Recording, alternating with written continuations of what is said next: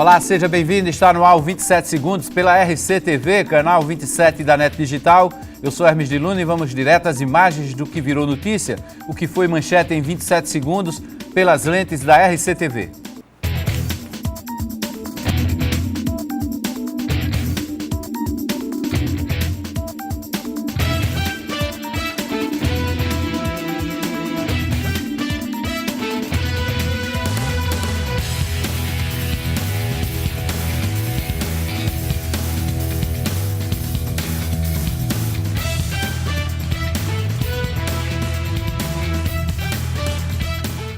Hoje aqui nos estúdios da RCTV eu recebo o presidente da Federação das Associações dos Municípios do Estado da Paraíba, a FAMUP, Tota Guedes. A gente vai conversar aqui principalmente sobre a Marcha dos Prefeitos, que será realizada em Brasília na próxima semana. Coincidentemente, numa semana muito decisiva lá em Brasília, uma semana que vai ter muitos debates políticos e principalmente numa semana em que a expectativa é a votação pelo plenário do Senado Federal para o processo de impeachment da presidente Dilma, o processo de afastamento da presidente. Boa noite, Tota, prazer tê-la aqui novamente no 27 Segundos na RCTV. Boa noite, Hermes, a todos que fazem os 27 segundos, a todos que estão nos vendo nesse instante. Mais uma vez, é uma satisfação estar aqui no seu programa. Tota, como é que está hoje a situação dos municípios? Quanto a situação financeira e econômica desses municípios se agravou por conta dessa crise política institucional? Olha, Hermes, a situação dos municípios, principalmente aqueles de pequeno porte, com menos de 50 mil habitantes, é extremamente difícil, né? Nós vivemos uma crise já há mais de 2 anos, né? Essa crise ela começou em 2008, quem não lembra, o presidente Lula, ou então o presidente até desdenhou da crise, dizendo que isso era uma marolinha e que ia passar. E na grande verdade não tomou as providências que deveria ser tomadas, né, já naquele momento, né? E deixou as coisas correrem e chegou de uma forma que a arrecadação do país ela diminuiu, né? Porque começou agora, a partir do ano de 2012, 2014, 2016, 2015, 2016, começou a acrescentar mais ainda a questão do desemprego, né? As indústrias fechando, né? As empresas fechando, o comércio diminuindo suas vendas. Para que você tenha uma ideia, nos últimos anos só a indústria ela vem tendo uma queda acentuada de em torno de 6,5% na sua produção. Se a indústria ela diminui sua produção é porque está deixando de vender. O consumo diminuiu, né? As pessoas deixaram de comprar. Se elas deixam de comprar, a arrecadação tende a diminuir. E é realmente o que está acontecendo. Com a recessão, o desemprego veio logo em seguida. Nós temos hoje mais de 1 milhão e 100 de pessoas desempregadas, né, no país. Mais de 100 mil só empresas foram fechadas nesse ano, mais de 100 mil empresas fechadas. O desemprego aumentou, os impostos diminuíram, porque a arrecadação não está havendo consumo. A arrecadação diminuiu, com as prefeituras, a única base de receita, a principal base de receita e de renda dos municípios são os impostos, né, o FPM imposto, e o imposto de renda, né, ICMS, né. Então, o que houve? Diminuiu o consumo, a receita caiu, a arrecadação caiu e as despesas aumentaram, né. A exemplo do combustível, que teve um reajuste, o medicamento sofreu reajuste, o piso de professor sofreu também um reajuste, o salário mínimo aumentou, tudo aumentou e a arrecadação diminuiu. Então está aí a crise que está instalada em todos os municípios brasileiros e principalmente nos paraibanos, são municípios de pequeno porte. Havia uma expectativa de que prefeituras da Paraíba fizessem um protesto com o fechamento, inclusive, de suas portas em determinados dias para mostrar a insatisfação com essa crise. Esse protesto foi suspenso? Foi. A gente, na FAMUP, fizemos uma reunião, tanto com a diretoria como também com os prefeitos, e em decisão lá majoritária, achou melhor que não fizéssemos isso, né, porque poderia criar até um desconforto político na própria cidade onde o gestor é prefeito, entendeu? A população poderia não entender realmente essa ação. Preferimos deixar aberto, mas com o nosso movimento municipalista, ele atento, encaminhado, a gente procurando fazer levar o conhecimento do Congresso Nacional, nossas demandas municipalistas que estão lá para ser analisadas pelo Congresso, para que com essas demandas possa amenizar a crise dos municípios. No final do ano, algumas prefeituras atrasaram o pagamento de 13º salário, mas já decorrido o primeiro quadrimestre do ano, há um perigo dessas prefeituras começarem a deixar de pagar os próprios salários, os próprios vencimentos dos servidores? Olha, esse perigo pode acontecer. Muitas prefeituras, principalmente aquelas prefeituras que porventura ela tem uma folha de pessoal acima daquele limite prudencial de 54%, essa prefeitura não tem a menor dúvida que ela está passando por extrema dificuldade em cumprir uma coisa elementar na administração pública, que é o pagamento dos seus servidores. Então o prefeito ele tem que ter muito cuidado com relação a isso, ele tem que cortar as despesas que porventura ainda possa cortar, para que ele não sofra a partir agora de junho, que é quando a receita ela tende a cair cada vez mais. Agora no mês de maio vai ter uma arrecadação razoável, mas a partir de junho ela tende a diminuir até chegar ao mês de outubro. Por quê? Maio é onde está acontecendo a retenção do imposto de renda, né? A devolução do imposto de renda. As pessoas físicas e jurídicas ela começa a ser paga esse imposto de renda. A restituição, melhor dizendo. Então, o que ocorre? Feita essa restituição, será repassada esse mês de maio. A partir de maio, a tendência é que a arrecadação ela tende a diminuir ainda mais. Bom, Tota Guedes, em relação a essas prefeituras pequenas, porque elas têm, mesmo sendo pequenas, elas têm a lei de responsabilidade fiscal para ser cumprida. Tem como cumprir essa lei de responsabilidade? Você falou aqui no aumento, ao mesmo tempo que havia queda de imposto, queda no repasse do Fundo de Participação dos municípios, tem um aumento do piso dos professores, tem um aumento de outras categorias funcionais, aumento de medicamento, aumento de medicamento, também aumento que você falou aqui, aumento dos combustíveis também, para o custeio da máquina, isso é fundamental, né? Agora, tem como cumprir a lei de responsabilidade fiscal? Olha, o gestor ele tem que cumprir, porque e aí ele tem que ficar bem atento com relação a isso. Eu confesso que eu particularmente, eu sei que muitos deles vão ter dificuldade em cumprir, porque só em você, por exemplo, ultrapassar o seu limite de gasto com o pessoal, ele já vai vai infringir a lei de responsabilidade fiscal. Então, com a queda de receita, com o aumento de tudo isso que eu acabei de mencionar, sem falar ainda nos programas sociais que o governo federal ele joga para os municípios e não manda os recursos suficientes para a manutenção desses programas, e os gestores eles têm que cumprir as suas metas desse programa, ele tira de outras receitas que poderia ser para pagar os servidores. Então, com a diminuição da receita, com o aumento dessas despesas, aumento de gasto de pessoal, porque quando você diminui a receita e aumenta o gasto com o pessoal, porque tem que aumentar, porque houve o reajuste, você vai aumentar o índice de pessoal, não tem a menor dúvida com relação a isso. Então, o gestor, ele infelizmente, muitos deles vão se tornar ficha suja, porque a crise dos municípios se tornou tão grande que ele não tem como não infringir a lei de responsabilidade.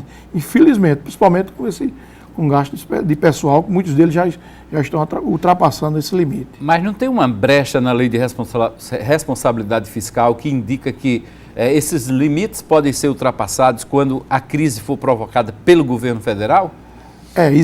Realmente existe essa brecha. Agora, eu não tenho conhecimento de que os foi considerado levaram em conta isso de forma alguma. Até existe também uma lei, por exemplo, que quando o município ele está em estado de calamidade, ele também existe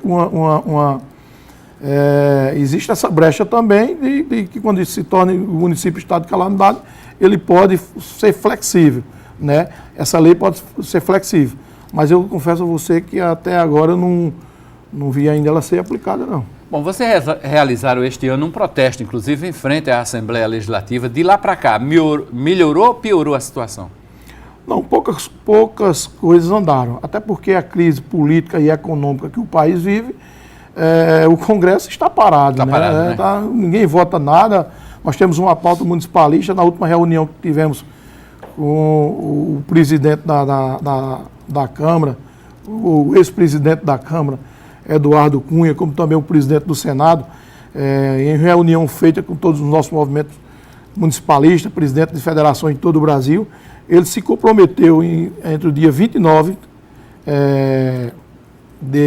do mês passado, né? 29 do mês passado, até o dia 31, ele colocar essa pauta municipalista em votação no Congresso. Mas o que nós estamos vendo é que o Congresso ele não está votando nada, está tudo parado, né? Depois, em outra reunião que tivemos com ele, ficou em colocar isso agora na marcha, né? E pelo que eu estou vendo, não existe clima no momento para isso acontecer. Então, esse ano eu poderia dizer a você que foi um ano quase perdido, infelizmente, não só para os municípios, mas para o Brasil como um todo. Quer dizer, o prefeito que terminar o ano conseguindo pelo menos pagar o funcionalismo em dia, ele já fez milagre. Ele tem feito milagre, ele está fazendo milagre. E eu digo que ele tem que procurar fazer isso. Eu tenho sempre dito o gestor que preserve a folha de pessoal dos seus servidores da prefeitura, porque é elementar para a sua administração pública. Nós sabemos, Hermes, que o município pequeno ele vive praticamente a economia daquele município, ele vive praticamente quando o servidor do município recebe, é onde melhora um pouco a sua economia no município, e quando os aposentados recebem suas aposentadorias. Os municípios, na sua grande maioria, ele não tem indústria, não tem... o comércio é um comércio pequeno, local, então funciona mais ou menos a base da sua economia através do pagamento de servidor e pagamento de prefeitura, né, da prefeitura, é quem mais movimenta o comércio local dos seus municípios. Então, e se o prefeito não fizer isso, se ele não procurar pagar isso em dia, o servidor ele entra na justiça e é um direito constitucional dele de receber os seus salários. Ok, bom, aí a gente também conversou com deputados estaduais, não a respeito dos municípios, mas a respeito dessa situação hoje em Brasília. A deputada Camila Toscano acha que o Supremo Tribunal Federal tomou uma decisão acertada ao afastar o presidente da Câmara Federal, Eduardo Cunha?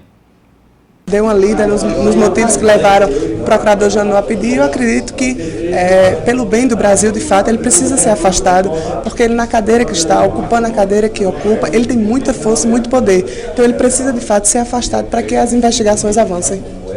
Já o deputado Dinaldinho fez várias críticas ao presidente da Câmara e acredita que o nome do seu adversário político na região de Patos, o deputado Hugo Mota, também sofra consequências com esse afastamento, com essa investigação. Cunha, ele fez toda a manobra possível que a Câmara podia ser feita, não só para caçar, mas também para barrar o andamento da Lava Jato na Câmara. A CPI da Petrobras é um exemplo. Hoje Cunha cai com os 11 motivos listados por Janot, onde indica diretamente, na época, o presidente da CPI da Petrobras.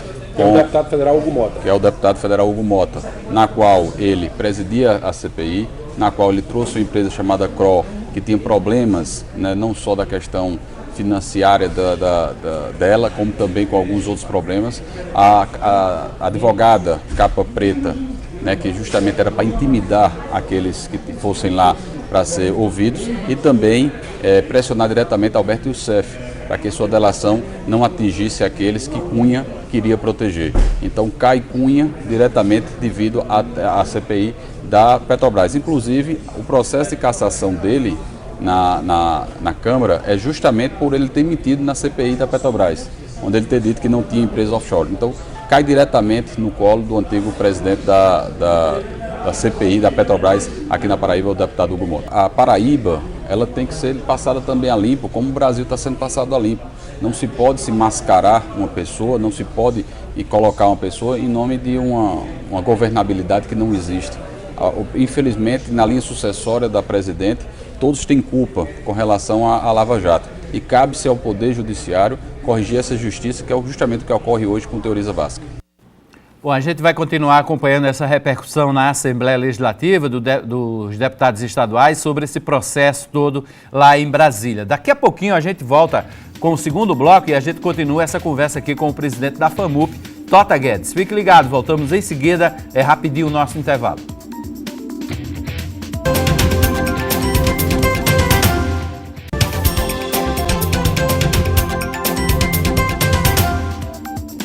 De volta com 27 segundos, de volta com a conversa com o presidente da FAMUP, a Federação das Associações dos Municípios do Estado da Paraíba, Tota Guedes. Vamos continuar conversando com ele sobre a crise financeira, institucional, política que atinge o país, tem reflexo direto nas gestões municipais. Aqui na Paraíba não poderia ser diferente, mas os prefeitos paraibanos, como prefeitos de outras cidades de todo o país, estão mobilizados para a Marcha a Brasília, que acontece na próxima semana. Está confirmada essa marcha, mesmo diante de toda essa instabilidade política, de uma semana decisiva lá em Brasília, Tota? Tá confirmado, Hermes. Essa marcha é uma marcha que ela é grandiosa, entendeu? É um evento municipalista muito grande, mesmo estamos vivendo esse momento de crise no país, econômico e político, não poderíamos cancelar a marcha. Por quê? Porque é um evento que vem sendo trabalhado há mais de 8 meses, entendeu? E é um evento grandioso, então seria praticamente impossível você suspendê-la. A marcha ou marcar outra data, porque tudo já estava contratado e tudo acertado, então não poderia de forma alguma. E o evento da marcha, ela é um evento onde os prefeitos ele tem a oportunidade de participar de várias outras palestras, não só na parte política, mas também na parte administrativa dos municípios. Vai ter lá uma palestra onde os gestores eles já vão procurar saber como se deve se comportar até o final do seu mandato, para que ele possa já encaminhando a sua gestão para o fim do mandato, né? E ele depois, ele vai ter essa palestra para que ele depois, ao sair da prefeitura, terminar o seu mandato, ele não possa infringir lei e ser penalizado na justiça por alguma coisa que tenha feito de errado na sua gestão. Então ele vai ter essas palestras de conscientizando os prefeitos para o seu término do seu mandato. Aqueles que vão para a reeleição também vai ter um movimento lá onde eles vão ter palestra no sentido de mostrando a justiça eleitoral, o que pode e o que não pode. Então, tudo isso, e se não bastasse também a questão política, nós temos uma pauta aí que está no Congresso Nacional, que precisamos mostrar mais uma vez para os nossos parlamentares, para que possa votar de acordo as questões municipalistas, para que a gente possa sair desse momento de crise. E eu digo mais, o município, cada vez mais que essa crise vai aumentando, quem vai sofrendo mais com isso são os municípios, porque é onde o cidadão reside, é onde ele está mais próximo do poder público, é onde as ações de governo ela chegam mais rápido, entendeu? E na hora que você enfrenta uma crise dessa, Hermes, o que é que o gestor começa a fazer? Ele cortar serviço. Infelizmente, a minha realidade é essa. Para preservar os salários dos servidores, o gestor ele começa a cortar serviço, diminuir a compra do medicamento, se é uma pavimentação em uma rua que precisa ser feita com recurso próprio e ele não tem capacidade financeira de fazer, então ele fica priorizando praticamente a folha de pessoal e deixando os serviços das prefeituras que ele podia fazer na sua gestão, né, com recurso próprio, de lado para outra oportunidade. Então, cada vez mais, quem perde com isso é a população, porque vai chegar um momento que vai diminuir cada vez mais a prestação de serviço que as prefeituras fazem para o cidadão. Bom, agora, Tota, em relação ainda a essa questão da marcha, no dia 11 está marcado lá a votação do impeachment no plenário do Senado, ou seja, Brasília vai parar completamente nessa espera dessa votação, porque vai se decidir o afastamento da presidente da República. E é o ápice dessa marcha, né? Vai ser uma confusão lá por Brasília. É verdade. A marcha ela é realizada lá no Centro de Convenções, né, Internacional de Brasília, ela fica um pouco à parte. Claro que os prefeitos eles têm acesso lá à Câmara dos Deputados, como o Senado, para visitar os seus parlamentares nos gabinetes, até para resolver algumas questões do município que está lá pendente, né, e vai acompanhar isso. É um momento diferente, né, na política nacional que estamos vivendo. Eu confesso a você, Hermes, que eu não sei como é que isso vai ser conduzido e o que realmente vai acontecer no dia 11 lá em Brasília. Vai ficar difícil até se movimentar para o Brasília. Vai, né? Com certeza vai ter ali uma segurança reforçada. Eu acho que proibindo até entrar gente exatamente, ali, no Congresso Nacional, no Salão Verde, na área azul ali que você conhece. Na esplanada dos ministérios. Na esplanada, então ali o acesso ali, eu acredito não, tenho a maior certeza que vai ser restrito a outras pessoas entrarem, até prefeitos e prefeitos que estiverem lá. Mas, como eu falei, a gente vai ter um momento lá da marcha, lá, onde está sendo convidado todos os parlamentares, presidente do TCU, presidente de tribunais de contas regionais, também está sendo convidado lá na marcha, ministros, né, da presidenta, entendeu? Nós temos aí, a crise no município, tem programas sociais do governo federal na área de saúde aí, e de educação, que faz 2, 3 meses que não são repassados recursos para as prefeituras, entendeu? Então esse é um momento que a gente tem que estar lá para acompanhar isso aí, para gritar e mostrar aos parlamentares, ao Congresso, que se não for feito, se não tomar algumas medidas, mesmo depois, né, dessa crise aí política que instalou, esses 180 dias que tem aí, o próximo presidente que vem assumir, ou mesmo a presidenta, se ela ficar, ela tem que procurar tomar algumas medidas, porque da forma que está, cada vez mais está agonizando as finanças dos municípios. O movimento municipalista tomou alguma posição oficial através da Confederação Nacional dos Municípios sobre o processo de impeachment ou não? Deixou livre para cada um prefeito seguir o caminho que bem entender? Veja bem, como nós representamos tanto a CNM, a Confederação Nacional dos Municípios, e a FAMUP, ela é uma entidade que representa todos os prefeitos da Paraíba, e tem prefeitos que é do PT, tem um que é do PSB, tem outros vários partidos. Então nós não tomamos uma posição fechada. Agora, a pessoal, cada um tem uma posição pessoal. Isso. Eu acredito que, pelo que foi demonstrado, ali houve um crime de responsabilidade fiscal, né? Foi tomado um empréstimo, né, sem autorização do Congresso, e tudo isso aí que nós estamos vivendo aí no dia a dia. Então algum crime houve aí, né? E esse crime, se for um prefeito, qualquer prefeito, ele será responsabilizado e será cassado. Se ele mandar alguma coisa, criar uma despesa para o município, tomar alguma empréstimo sem autorização das câmaras municipais, ele será penalizado. Então, eu sou da opinião que o pau que dá em Francisco, ele tem que bater em Chico também. Não é? Então, o crime de responsabilidade houve e está aí para ser analisado pelo Senado. Ok. Bom, a gente vai continuar acompanhando também a repercussão na Assembleia Legislativa desse afastamento de Eduardo Cunha. O deputado Jeová Campos, que é do PSB, disse que a saída de Cunha, que foi provocada pelo Supremo, demorou. Ele lembrou que há meses o parlamentar era investigado, mas a Corte deixou que ele conduzisse, inclusive, a votação do impeachment na Câmara Federal. O Supremo Tribunal Federal está agindo tardiamente. Lamento, porque Cunha, ele presidiu a sessão, a mão de ferro e fogo, centralizado por ele, o impeachment da presidente Dilma. Ele não tinha legitimidade pela corrupção que ele governa. Ele não tinha legitimidade pela quantidade de deputados que lhe são subservientes. Esse pedido de afastamento de Eduardo Cunha foi feito pelo Procurador-Geral da República em dezembro do ano passado. Os fundamentos que estavam em dezembro são os mesmos fundamentos de hoje. E por que afastá-lo apenas hoje? Depois que ele deu o golpe no país. Eu lamento que o Supremo Tribunal Federal tenha silenciado durante todo esse período. Janeiro, fevereiro, março, abril, mas praticamente 5 meses. Ora, Cunha é o mesmo Cunha de dezembro. Eu lamento, excelentíssimo senhor ministro do Supremo Tribunal Federal, Teoriza Vasquez. Vossa Excelência concedeu uma liminar muito tardia. Depois que o leite foi derramado da areia, ficou muito difícil agora colocar novamente esse leite no balde. Bom, vamos trazer agora a fala de Buba Germano. Aliás, Buba Germano foi presidente da FAMUP, ex-presidente da FAMUP, hoje deputado estadual, ex-prefeito de Picuí.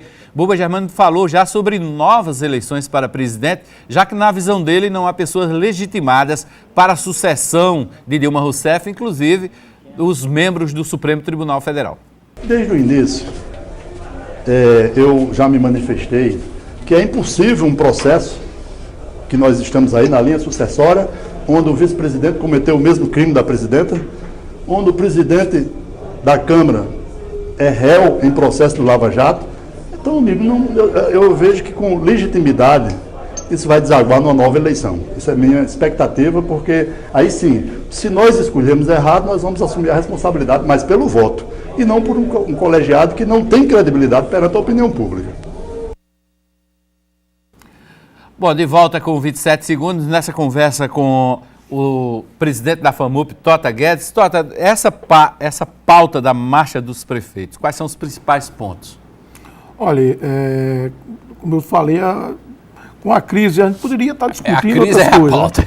A gente poderia estar discutindo lá, como fizemos em outras ocasiões, a questão dos aumentos dos programas sociais, que tem programa aí que já faz 10 anos, aí, aliás, 5, 10 anos, programas que não receberam reajuste, né? Poderíamos estar discutindo isso hoje com o governo federal. Como também o piso de professor, onde o governo foi criado o piso e ele nunca botou um só real para que os municípios pudessem pagar esse piso. Né? Para você ter uma ideia, o Fundeb, que é o fundo que paga o piso, né? O governo federal entra com apenas 10% desse fundo, 40%. 45% são os estados, 45% com os municípios, entendeu? Então, a gente poderia estar discutindo essas coisas, mas lá nós temos essa pauta municipalista, que eu não vejo clima para isso. Vamos fazer, tem vários eventos lá dentro do nosso congresso de gestão municipal, né? Vamos participar desse evento e vamos ver, eu confesso a você, como eu te falei, a gente não sabe como é que vai ser conduzido. A participação desses parlamentares sempre houve, sempre teve. A presidenta Dilma foi convidada também. Ela já fez, inclusive quando eu estive na marcha de prefeito, a última que eu fui fazer cobertura lá, ela esteve presente, né? Sim, esteve. O ex-presidente Lula também foi uma vez para a marcha dos prefeitos. Ela liberou para os municípios, naquela marcha, um aporte financeiro de ajuda de custo, né? Como também a liberação de equipamentos, aquelas patrões, máquinas, liberou para os municípios.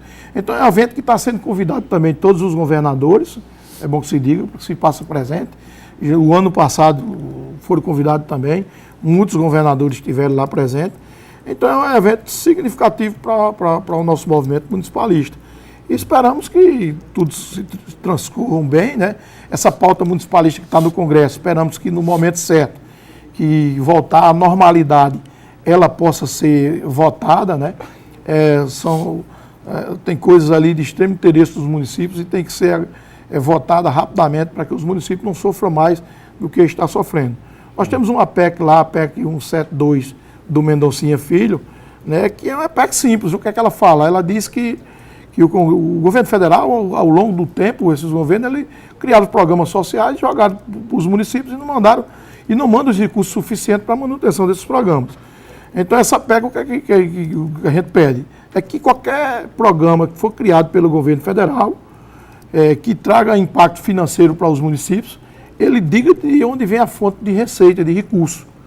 Não faça o programa, não crie o programa, são programas interessantes, a exemplo do PSF, do Bolsa Família, do PET, mas ele cria os programas, manda para os municípios, não manda os recursos suficientes.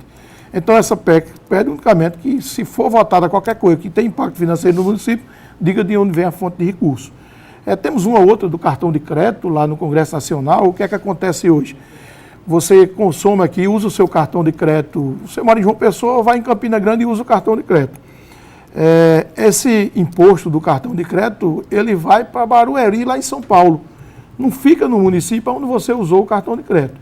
Então, nós entendemos que o imposto, se você usar ele em Campina, ou em Recife, ou em Caruaru, onde seja, que o imposto fique onde você fez o consumo.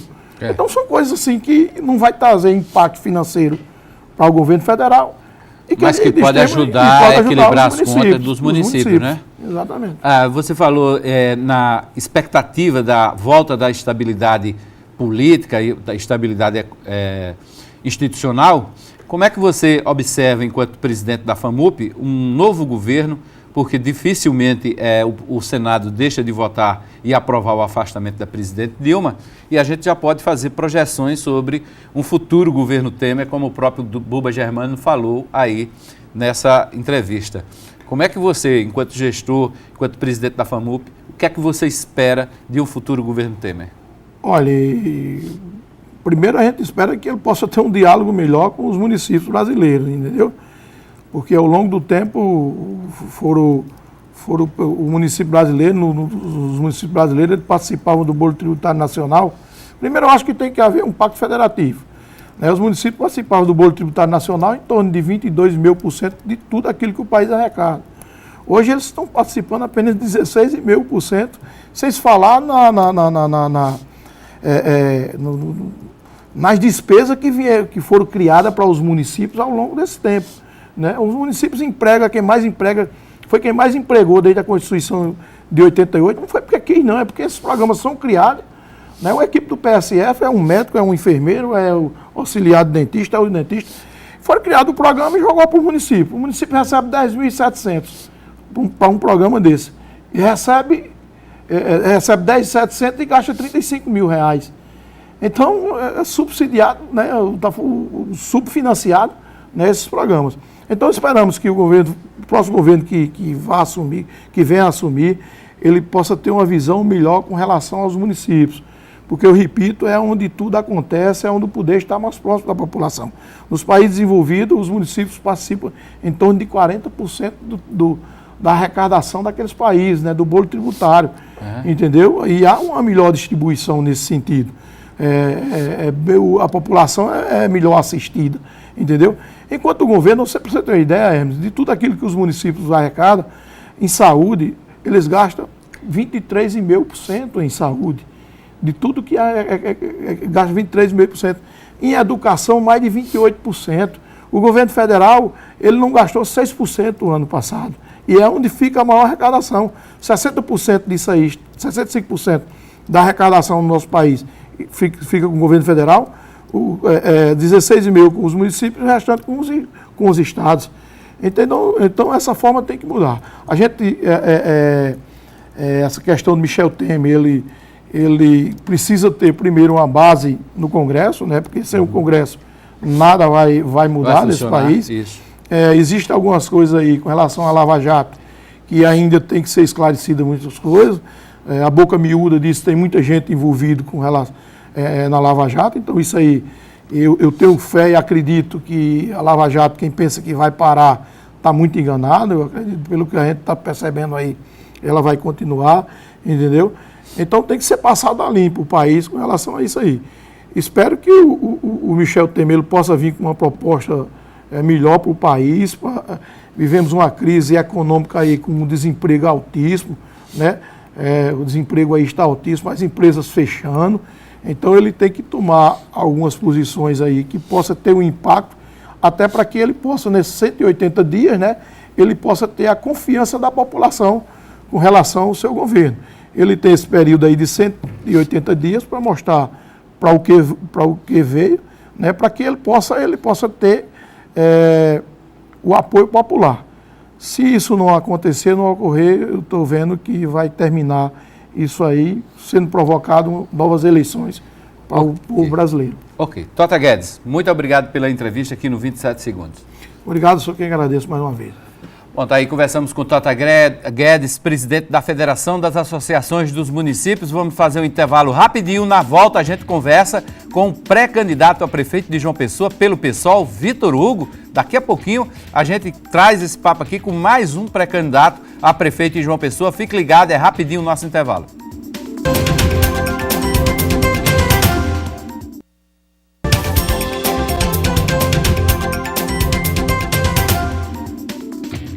De volta com 27 Segundos pela RCTV, vamos começar a partir de agora a entrevista com o pré-candidato a prefeito de João Pessoa pelo PSOL, Vitor Hugo, ele que foi presidente do Fórum dos Servidores Públicos Estaduais, foi presidente também do Sindifisco. A gente vai conversar com ele sobre essa pré-campanha, né, esse início de caminhada. Já conversamos aqui com outros pré-candidatos, esta semana mesmo esteve por aqui Cida Ramos, do PSB, e vamos trazendo todos os pré-candidatos a prefeito para a gente conversar sobre essa disputa que apenas está se iniciando. Boa noite, Vitor Hugo. Prazer tê-lo aqui novamente. Boa noite, Hermes. É um prazer meu estar novamente aqui com você. Bom, hoje, na condição de pré-candidato, afinal de contas, o PSOL lançou uma nota pública, né, uma resolução no dia 3, confirmando seu nome como pré-candidato. Vai ter solenidade para essa oficialização? Sem dúvida nenhuma. Depois de uma discussão assim, ampla dentro do partido, né, que a gente tem essa questão democrática dentro do PSOL, e nós tínhamos aqui algumas pré-candidaturas também lançadas dentro do partido, mas todas retiradas, e depois de avaliarmos, né, que a nossa candidatura, né, o nome posto, seria muito mais proveitoso para o partido. E já estamos organizando, sim. A gente já está planejando aqui para o dia 25 agora, de maio, no final do mês, esse lançamento oficial, né?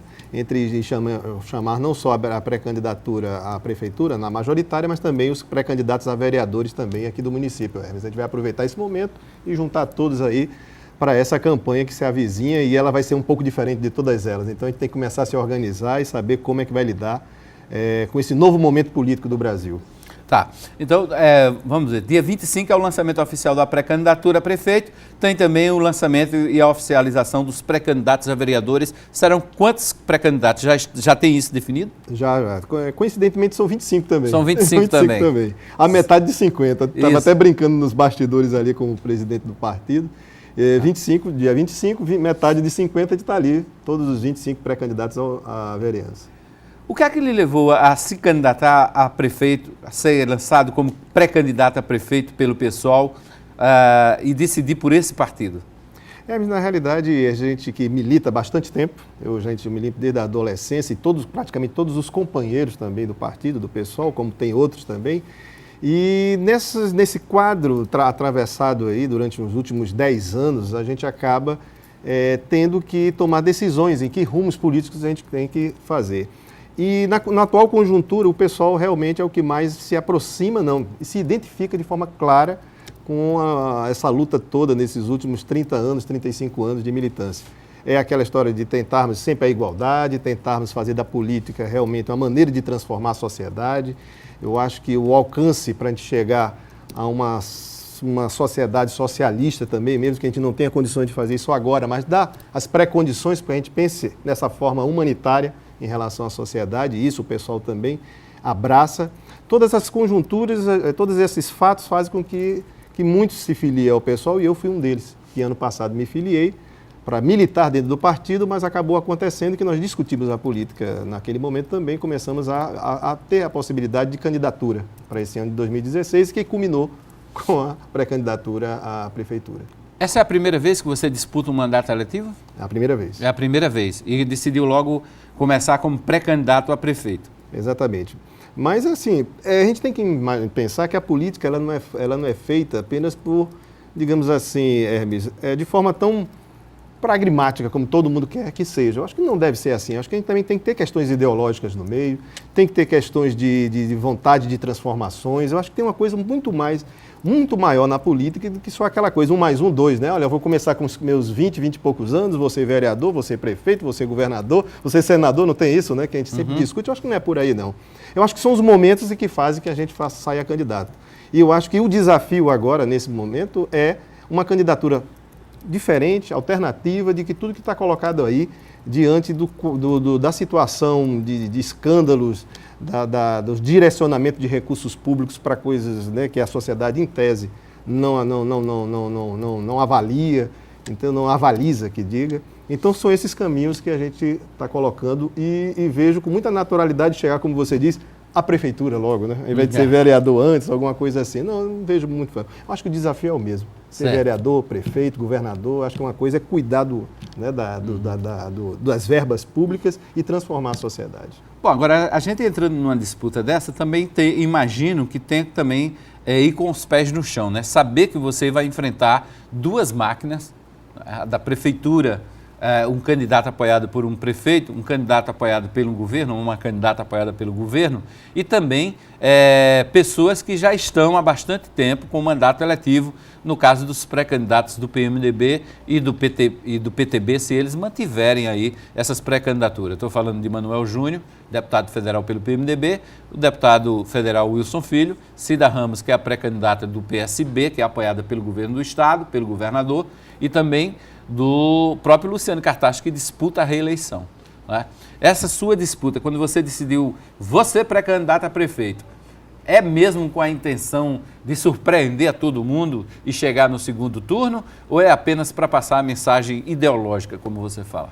Não, de forma nenhuma. Eu acho que a gente que vem acompanhando a política, né, municipal, paraibana e nacional, a gente vê que a população está querendo algo diferente. E João Pessoa ela tem uma característica de outras cidades que, né, é bem peculiar, que é sempre na tentativa de trazer questões mais progressistas, mais avançadas para a população. Ela deu esses motes em alguns momentos, mas infelizmente os políticos acabam não levando adiante isso daí. Eu acho que está bem colocado, que se você perceber bem, você falou uma coisa interessante.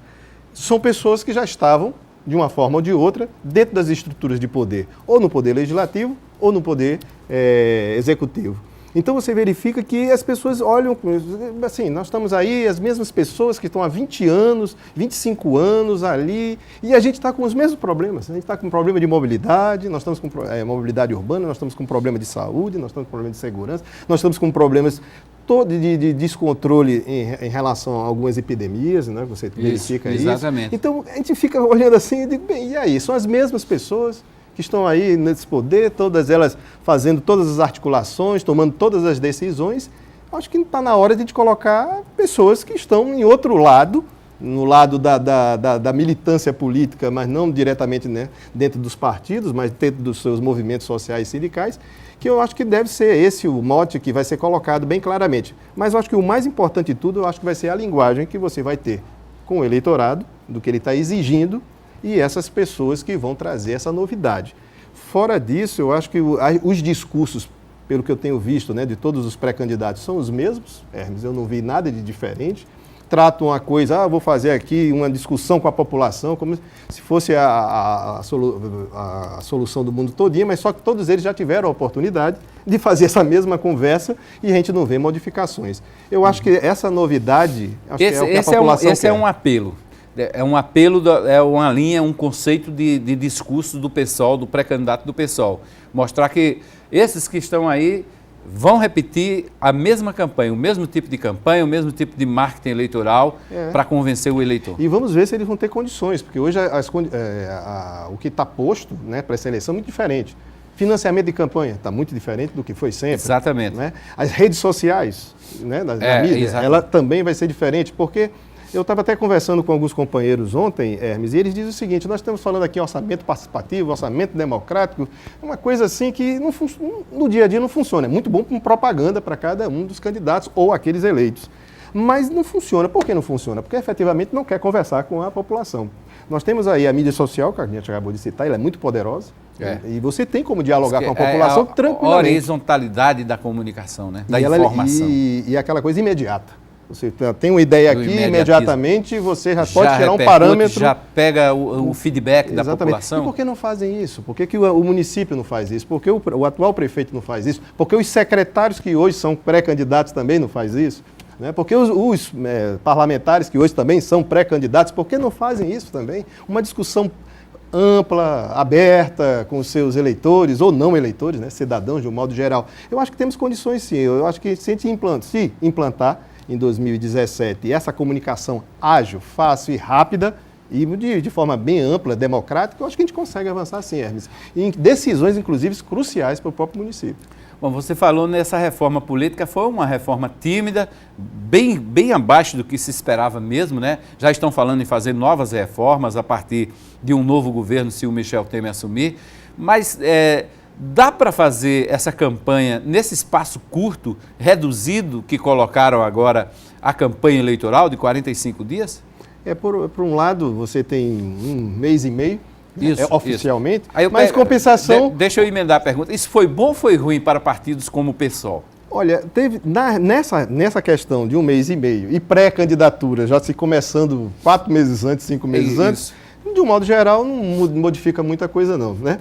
Agora, o que nos prejudicou na reforma que fizeram agora, essa mini-reforma, é que tirou o nosso tempo que nós tínhamos legalmente dentro, né, dos debates, por exemplo, na televisão e assim por diante, rádios, né, que eles acabam por limitar. Disseram 9 deputados, né, representação de 9 deputados federais na Câmara, né? Isso. Federal. E como o pessoal não tem isso, nós temos só apenas 7 deputados federais, aí acabou ficando fora. Quer dizer, prejudicou. Se os outros partidos menores já tinham já tinha uma dificuldade muito grande, e agora o pessoal, mesmo tendo representantes na Câmara Federal, ficou fora. Eu acho um absurdo, atingiu, claro, evidentemente, mas a gente vai ter que superar isso daí. Até porque aqui na Paraíba, né, especificamente, poucos sistemas excluem os debates, são poucos, muito poucos. Né? O próprio Correio, o Sistema Correio, o Sistema Correio sempre chamou o todos. Tarso Teixeira está aqui presente nos todos. estúdios, e ele é testemunha, inclusive ocular, teve testemunha ocular, e teve inclusive a oportunidade de intermediar alguns debates, tanto na RCTV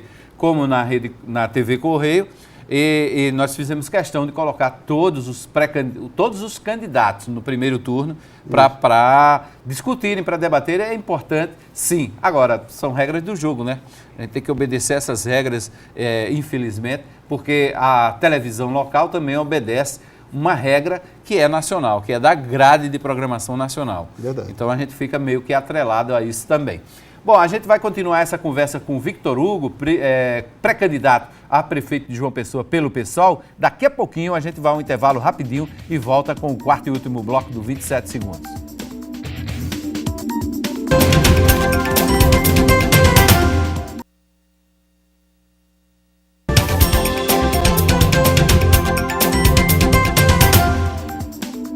De volta com 27 segundos pela RCTV, nós estamos entrevistando desde o terceiro bloco o pré-candidato a prefeito de João Pessoa pelo PSOL, Victor Hugo. Já entrevistamos hoje aqui o presidente da FAMUP, Tota Guedes. Vamos continuar conversando aqui com o Victor Hugo. E, Victor, você era presidente do Fórum dos Servidores Estaduais, servidores públicos estaduais. Também foi presidente do Sindifisco. Você teve embates direto com o atual governador, com outros governadores também, mas com esse que é o atual, o gestor, que vai ter uma candidata a prefeita em João Pessoa. Dessa linha de embate com seus pretensos eventuais futuros adversários, você vai direcionar apenas para comparar a pré-candidata Cida Ramos com o seu padrinho político, Ricardo Coutinho, ou vai fazer oposição a todas essas candidaturas? Vai pegar todo mundo de uma forma geral? Não. As críticas vão ser, evidentemente, todas elas, até porque nós não concordamos, né, com nenhuma dessas candidaturas postas. Né? Não conseguimos nos aproximar dessas candidaturas, né, que estão colocadas aqui para João Pessoa. Para você ter uma ideia, como é que você pode dizer que esses grupos, né, todos eles, aí passa pelo grupo, né, que comandado por Ricardo Coutinho, o grupo comandado pelo atual governador, né, e o prefeito, o grupo, né, do PMDB, do PTB. Quando a gente vai falar sobre mobilidade urbana, não tem como. Eles estão todos, né, entrelaçados entre eles nos últimos 20 anos. Não tem como. Estão todos eles culpados de nós não termos avançado na capital. Por exemplo, eu vou dar uma coisa interessante. Nós temos um problema seríssimo de você sair, deslocar para o seu local de trabalho, por conta dos engarrafamentos, porque não foi feito investimento dos últimos 20 anos, 25 anos, que são esses mesmos grupos que estão lá e que não fizeram investimento no momento certo, ou trazer alternativas de outro tipo de transporte público. E vou mais além, Hermes. A gente fala muito do transporte dos trabalhadores, do cidadão, né, que vai, do estudante e assim por diante, que vai pegar esse transporte urbano coletivo. Mas tem uma coisa grave, é o deslocamento, um simples deslocamento de uma pessoa que tem limitações. É um simples deslocamento, um cego, um deficiente físico, um idoso. Você andar nas ruas de João Pessoa de um modo geral, inclusive ruas centrais, como o centro da cidade, praia e assim por diante, né, onde está o maior número de pessoas circulando, você não consegue andar 20 metros sem ter condições de chegar ao seu ponto. Quer dizer, essas mesmas pessoas aí que estão se pondo como prefeitos não resolveram ao longo desse período todo. Inclusive, em alguns momentos eles estavam juntos, governando, outros momentos estavam separados, depois voltam novamente e assim por diante. O atual vice-prefeito está com a candidata do governador, né? E que antes o próprio prefeito estava com a candidatura do atual governador que se reelegeu e assim por diante. Então você verifica que não há diferença entre eles. E nós estamos aí com os problemas gravíssimos acontecendo no dia a dia e a gente não consegue avançar. Então, como você fala, vão ser todos, lógico, críticos de todos, não tem jeito. Ok, bom, vamos continuar essa repercussão na Assembleia Legislativa dessa situação do país. O deputado Bruno Cunha Lima, do PSDB, disse que esse momento é o momento de passar o país a limpo e exigir rigor do judiciário com toda a classe política. A justiça não é movida por bandeira política. E a partir de agora é bom que o funil fique ainda mais estreito. e só passa quem de fato deve estar na vida política, que é quem está disposto a somar, quem está disposto a contribuir. Porque se tiver qualquer outra finalidade, não, a vida política não é para esse tipo de gente. Agora, a saída do presidente Eduardo Cunha, o afastamento, pelo menos temporário, do presidente Eduardo Cunha, vem em boa hora para mostrar que as ações contra a corrupção são contra tudo e contra todos. O deputado Rinaldinho avaliou que isso pode refletir contra o deputado Hugo Mota, já que ele presidiu a CPI da Petrobras. O senhor concorda? Eu não sei, não consigo compreender um grande reflexo na Paraíba, tendo em vista que as ligações parlamentares são ligações parlamentares. Né? Você nem sempre tem maiores vinculações. É como, por exemplo, pressupor que o afastamento do deputado Frei Anastácio possa afetar a base da oposição. Cada qual com seu cada qual. Bom, quem também falou sobre essa conduta de Eduardo Cunha na presidência da Câmara foi a deputada estadual Estela Bezerra. É bom lembrar, recapitular então, que Eduardo Cunha, numa visita que fez aqui na Paraíba, que saiu, teve problemas na Assembleia Legislativa, não conseguiu sequer falar na Assembleia Legislativa, ele teve um embate direto com Estela. E ela hoje disse que a conduta de Cunha sempre foi arbitrária. Passou do tempo de Eduardo Cunha ter sido retirado do lugar onde ele estava. Pesa contra Cunha não só acusações graves, mas indícios fortíssimos de toda a corrupção em que ele está envolvido, além de toda a arbitrariedade que ele exerce à frente da casa mais importante do nosso país, que é a Câmara Federal. Então, em bom tempo, Cunha é afastado, contudo, nosso país ainda vive os efeitos da sua ação na Câmara e, infelizmente, nós vivemos um golpe institucional do qual Cunha é um dos maiores representantes. Os jornalistas também questionaram Estela sobre a participação do PSB em nível nacional no futuro governo Michel Temer. O PSB, ele tem uma posição nacional, mas aceitou a divergência. Nós estamos na divergência e eu acredito claramente que não é possível que um partido ou um grupo que pensa de forma diferente, que tem uma carta-programa diferenciada, se coloque dentro do governo. Eu, pessoalmente, acho que o governo de coalizão que está se montando aí, ou o governo tampão que está se montando aí, não tem legitimidade.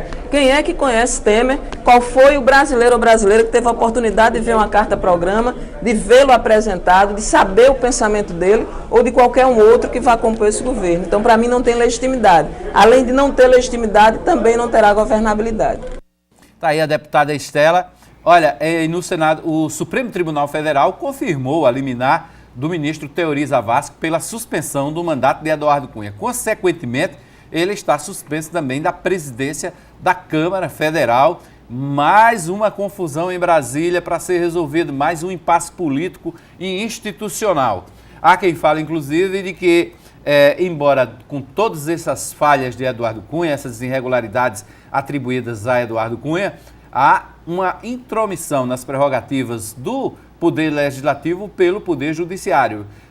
Muito se questiona se o Judiciário poderia suspender um mandato de um deputado federal em pleno exercício. Não é a primeira vez que o Supremo agiu dessa forma. É bom lembrar que o Supremo autorizou a prisão de um senador em pleno exercício do mandato, no caso, Delcídio do Amaral, ex-líder do PT, na época em que foi detido. Deixa eu voltar a conversar com o Vitor Hugo, que é pré-candidato do PSOL. Vitor, como é que você observa essa crise institucional do país? E isso pode ter reflexo nas eleições municipais em cima dos partidos mais tradicionais? Hermes, inclusive, se você verificar a questão daqui das candidaturas que estão colocadas aqui, o deputado Manuel Júnior, né, o deputado federal, ele, por exemplo, muito atrelado, muito próximo a Cunha, né, inclusive em vários momentos defendendo, né, as posições do ex-presidente da Câmara, né, pelo que você noticiou, nesses próximos momentos aí já não será mais presidente da Câmara Federal.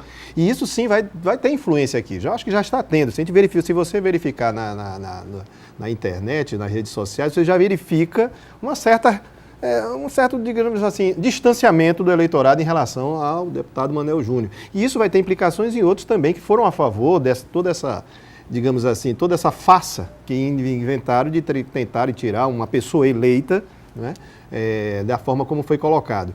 E tanto é o resultado que o presidente da Câmara, que foi o maior instrumentador, né, desse impeachment, está sendo aí agora tirado das suas funções como deputado federal, suspenso, não é isso, Hermes? Suspenso das suas atividades. Então você vai ver que vão ter reflexos, sim. Eu acho que o atual prefeito, por exemplo, que ele também ficou indeciso se fica para um lado, fica para o outro, afinal de contas temos que tomar posições firmes diante de quadros políticos e principalmente em momentos de crise. O pessoal teve imediatamente uma posição em relação a tudo isso. Somos oposição, sim, ao governo Dilma e governo do PT, porém, não admitimos que esse tipo de artimanhas para se chegar ao poder se coloque, né, como sendo a definição da política, de forma nenhuma. Acho que nós temos a Constituição, nós temos a democracia, temos que respeitá-la e vão ter influências agora e eles vão ter que se explicar, todos eles. Todos eles vão ter que se explicar diante desse quadro. Certo, mas isso causa reflexo Desculpa, até direto? O Wilson Filho, né, deputado federal também, vai ter que se explicar. Causa reflexo direto? Você acha que o PSOL, por exemplo, partidos mais à esquerda, menos que não estão citados nessa Operação Lava Jato, será que eles conseguem se sair melhor? A população consegue captar agora de forma mais clara a mensagem desses partidos? Sem dúvida nenhuma. Eu acho que um dos maiores legados e trunfos, né, do PSOL é exatamente não envolvimento nesse tipo de fatos, né, lamentáveis que vem acontecendo em relação à corrupção nesse país. Eu acho que isso daí evidentemente que não é fruto do acaso. É a organização do partido que define as diretrizes, diz com quem pode se coligar, diz como é que se pode se fazer a política. Eu acho que é por aí. A participação política que nós sempre pregamos dentro do partido é exatamente essa. Temos aqui, eu, Hermes de Luna, nós estamos juntos dentro do partido, mas temos um direcionamento. Não, olha, vamos fazer dessa forma, não de outra. Porque a história já foi colocado, Hermes, que se a gente não tiver essas limitações, o pragmatismo que nós começamos a falar aqui no início, né? Olha, temos que ser bem 1 mais 1, 2, não funciona para se chegar ao poder. Eu acho que para se chegar ao poder tem que ter um pouquinho também de ideologias, de princípios, para você chegar àquilo que você quer, que é realmente a gente tentar desenvolver esse país, esse município e esse estado. Bom, no caso do pessoal da sua pré-candidatura, vai ter uma carta-programa? Essa carta-programa vai estar pronta no dia 25 de maio ou vai ter mais tempo ainda para se discutir, ou alinhavar pelo menos os principais pontos das suas propostas de gestão? Sem dúvida nenhuma, nós já temos uma história de participação, né, nas disputas eleitorais, tanto do município como do estado. Então nós vamos pegar já essas experiências de cartas-programas que tinham anteriores. Mas como a sociedade é muito dinâmica, evidentemente que nós temos que até atualizarmos, né, digamos assim, esse programa do partido em relação à disputa. Por exemplo, nós tivemos agora, de 2012 para cá, algumas situações em que nós não estávamos ainda, não estava na carta-programa naquele momento. Por exemplo, a questão da lagoa, do prefeito, está lá. Então nós temos lá os tapumes todos da lagoa, feito de forma, né, totalmente equivocada ali. Se você verificar, Hermes, a gente tem ilhas de isolamento dentro das paradas de ônibus ali. Se você tiver alguma limitação de acesso, como para cadeirante, por exemplo, não consegue chegar a algumas paradas de ônibus. E você verifica que isso daí não estava no que nós tínhamos em 2012. Então, nós temos que começar a discutir essas questões. Temos que, por exemplo, não tinha aquela lá no Cabo Branco, não, no altiplano ali, né? Que caiu lá, foi interditado, né? E teve que passar pelaquela buraqueira toda. Aquilo não estava. Então, a gente vai ter que atualizar, realmente, e para saber as soluções. E essas soluções, lógico, parte pelo próprio partido, mas conversando com muitos membros da sociedade. E mostrar também responsabilidade, seria isso? Exatamente. A gente não vai fazer da nossa cabeça, mas de várias pessoas, né? Ok. Vitor Hugo, muito obrigado pela entrevista no 27 Segundos na RCTV. Boa sorte aí nessa nova batalha. Obrigado, Hermes. Mais uma vez, como sempre, você fazendo perguntas inteligentíssimas e desafiando cada candidato aqui. Obrigado. Bom, chegamos ao final do 27 Segundos. A todos uma boa noite. Estaremos de volta com o 27 Segundos em outra oportunidade. E você fica agora com a programação da RCTV, do seu jeito, pra você.